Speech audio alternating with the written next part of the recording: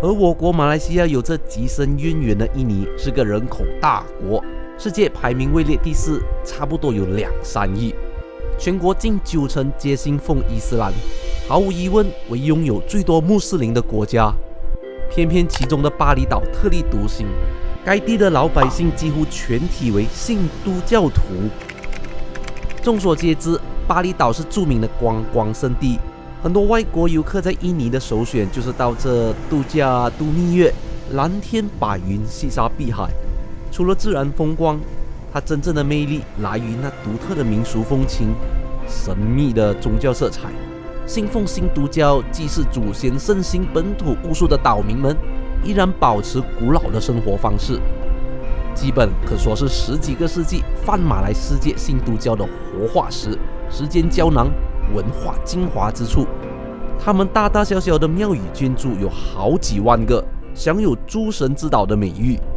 信徒们相信万物皆有灵，对大自然一切有着敬畏的心态。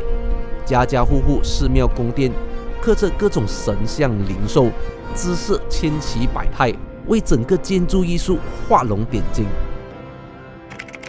由于伊斯兰文化对人物、动物雕像有着极大的禁忌，这些南洋本土高超的匠作功夫，在巴黎之外几乎已经绝迹，沉淀在历史的长河之中，蛮可惜的。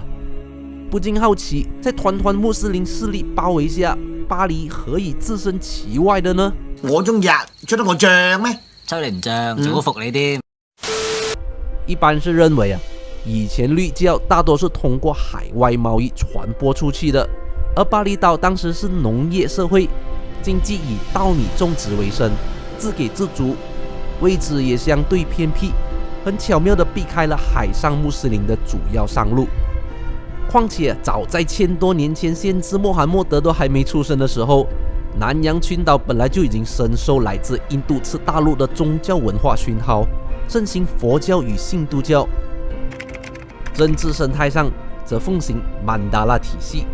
古梵语直译为圆圈或聚集之意，类似中世纪欧洲的封建秩序，描述的是王基中央领导与周围部落附庸、宗藩之间的阶级观，为在古马来语格达杜万各种分散的王公政权形式。东南亚这些曼达拉统治集团的例子，比如说缅甸的蒲甘、柬埔寨的吴哥、暹罗的大城、苏马特拉的三佛齐、爪哇的马加巴希，尤其是后者，全盛时期纵横南海，势力范围概括了马来群岛的大部分。已故印尼开国总统苏卡诺就屡次以马加巴希疆域做历史依据，誓言要把我国马来西亚给并入大印度尼西亚的版图内，乃自古不可分割的一部分。昔日如此强大的马加巴希，爪哇岛隔壁的巴黎自然没能逃过其五指山。在出动海军征服之后，就委派册封自家的爪哇贵族和功臣，过去充当巴厘岛的世袭君王，头衔为达楞，以及各大领主以附庸形式代理统治这座岛屿。久而久之，80%的巴厘岛民都可说是马加巴希的后人。巴厘语当中就可以发现到不少古爪哇语的影子和痕迹。随着15世纪穆斯林影响力日益加深，南洋群岛的各个信都教王国逐一归信伊斯兰。曾经不可一世的马加巴希也被附近崛起的苏丹国自岛黄龙给覆灭了，疆土被穆斯林势力瓜分得七七八八。这位庞兹的巴厘岛君主沿用达楞的称号，开始以独立王国统治者自居，当作最后的堡垒，隔着海峡与对岸的伊斯兰政权僵持了好几百年。而早前马加巴希那些珍贵的文稿资料，都完好转移保存在巴黎宫廷图书馆库房。好景不长，由于内部的斗争，巴黎进入了地方诸侯割据的时代，王室末期甚至集体自尽，以一场血腥惨剧收尾，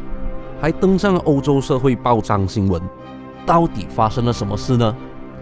篇幅有限，我是罗毅，咱们下期再谈。